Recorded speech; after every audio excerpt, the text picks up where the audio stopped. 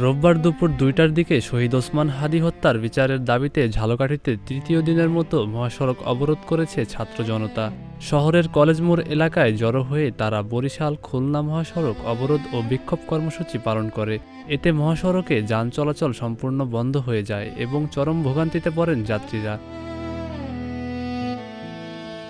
অবরোধকারীরা জানান, ইনকিলাব মঞ্চের মুখপাত্র শরীফ ওসমান হাদী হত্যাকাণ্ডে জড়িতদের এখনও গ্রেপ্তার না করায় তারা এই কর্মসূচি পালন করছেন। ঝালকাঠি গণ অধিকার পরিষদের যুগ্ম সাধারণ সম্পাদক মাহমুদুল হাসান সাগর বলেন, ভারতীয় আগ্রাসন ও আধিপত্যবাদের বিরুদ্ধে কথা বলার কারণেই হাদীকে হত্যা করা হয়েছে। দ্রুত বিচার না হলে আন্দোলন আরও জোরদার করা হবে।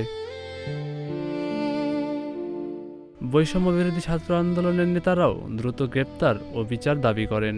এদিকে সদর থানার ওসি ইমতিয়াজ আহমেদ বলেন, পুলিশ ঘটনাস্থলে রয়েছে এবং পরিস্থিতি শান্ত করার চেষ্টা চলছে, তবে পুলিশ সুপারের সঙ্গে যোগাযোগ করা সম্ভব হয়নি।